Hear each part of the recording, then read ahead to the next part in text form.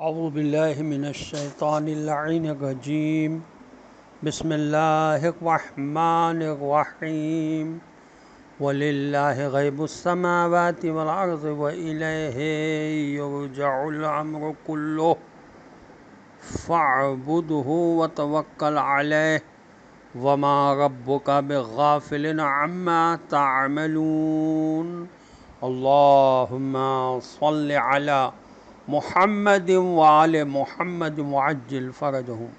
اللہ تبارک و تعالیٰ کا شکر ہے کہ سورہ مبارکہ ہود کی آخری آیت جس کا نشان 123 ہے، تلاوت کا شرف میں نے حاصل کیا، جس کا ترجمہ یہ ہے کہ آسمانوں اور زمین میں جو کچھ بھی چھپا ہوا ہے وہ سب کا سب اللہ کے قبضہ قدرت میں ہے، اور سارے کا سارا معاملہ اسی کی طرف لوٹایا جائے گا، اس لیے اسی کی بندگی مکمل اطاعت اختیار کرو اور اسی پر بھروسہ رکھو، کیونکہ تمہارا پالنے والا اس سے بے خبر نہیں ہے جو تم کر رہے ہو۔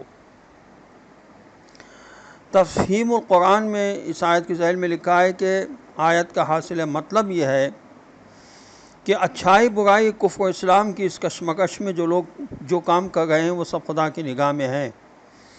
اللہ تعالیٰ کی سلطنت معاذ اللہ اندھیر نگری چوپٹ راج نہیں ہے۔ ایسا نہیں ہے کہ یہاں کچھ بھی ہوتا رہے خدا کو اس کی خبر نہ ہو۔ خدا کے ہاں دیر ہے، اندھیر نہیں۔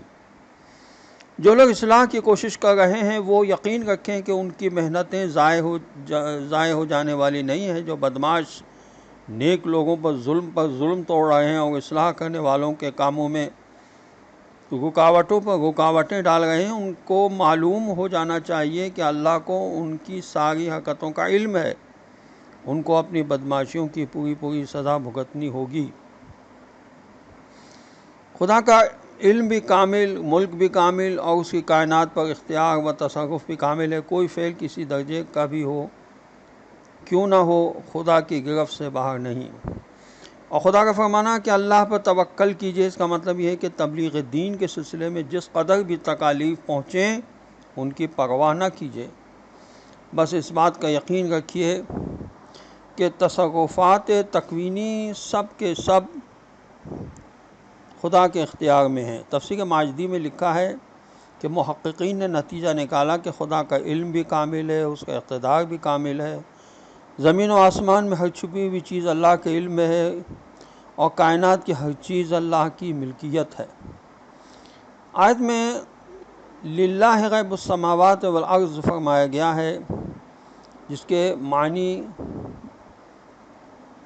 میں 3 چیزیں شامل ہیں۔ نمبر 1، آسمانوں و زمین میں جو کچھ غائب ہے وہ اللہ کی ملکیت ہے۔ نمبر 2، آسمانوں و زمین کے کل خزانے اللہ کی ملکیت ہیں۔ نمبر 3، علم غیب صرف اللہ کے لیے مختص ہے، خواہ آسمانوں سے متعلق ہو یا زمین سے۔ اس مسئلے کو سمجھنے کے لیے یہ جاننا ضروری ہے کہ علم غیب کی 2 قسمیں ہیں۔ نمبر 1، علم مستفاد۔ نمبر 2، علم ذاتی۔